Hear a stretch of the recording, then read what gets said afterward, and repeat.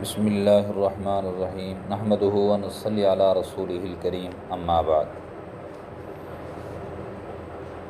روزوں کے مسائل کی یہ مجلس ہے۔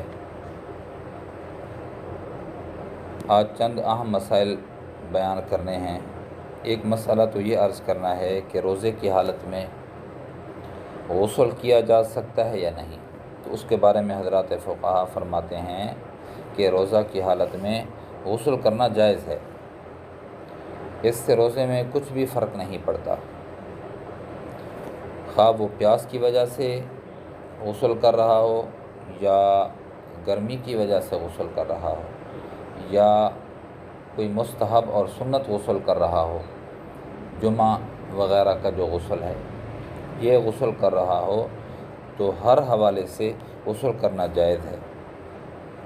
اور یہ بھی ہے کہ روزے کی حالت میں ایک دفعہ غسل کرے یا کئی بار غسل کرے، اس کا بھی روزے کی صحت پر کوئی اثر نہیں پڑتا۔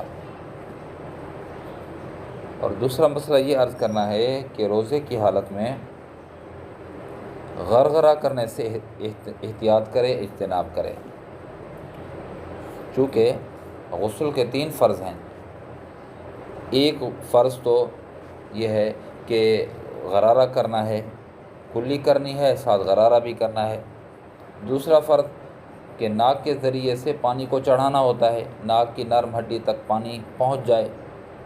اور تیسرا فرض غسل کا یہ ہے کہ پورے وجود پر، پورے بدن پر ایک دفعہ پانی اس طور پر بہائے کہ بال برابر بھی جگہ خشک نہ رہے۔ لیکن اگر کوئی شخص روزے کی حالت میں غسل کرتا ہے تو اس وقت غرارہ کرنے اور ناک کی نرم جو ہڈی ہے اس تک پانی پہنچانے کا حکم نہیں ہے۔ غرارہ نہ کرے اور پانی میں مبالغہ، ناک میں پانی چڑھاتے ہوئے مبالغہ نہ کرے کہ حلق کے اندر یہ پانی چلا جائے، ایسا نہ چڑھائے، تاکہ اگر یہ چڑھائے گا تو اس کا نقصان یہ ہوگا، یا غرارہ کرے گا تو اس کا نقصان یہ ہوگا کہ روزہ ٹوٹنے کا اندیشہ ہوتا ہے۔ لہذا روزے کی حالت میں دن کے وقت اگر غسل کیا جائے تو نہ ہی غرارہ کرے، نہ ہی پانی ناک سے چڑھائے کہ وہ گلے تک پہنچ جائے، نرم ہڈی تک پہنچ جائے، بہت زیادہ مبالغہ نہ کرے۔ اور تیسری بات یہ عرض کرنی تھی کہ اگر غرارہ کرتے ہوئے پانی حلق میں اتر گیا تو اس سے روزہ ٹوٹ جائے گا، قضا لازم ہوگی، کفارہ نہیں۔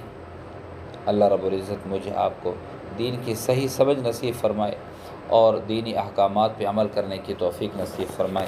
وآخر دعوانا ان الحمد للہ رب العالمین۔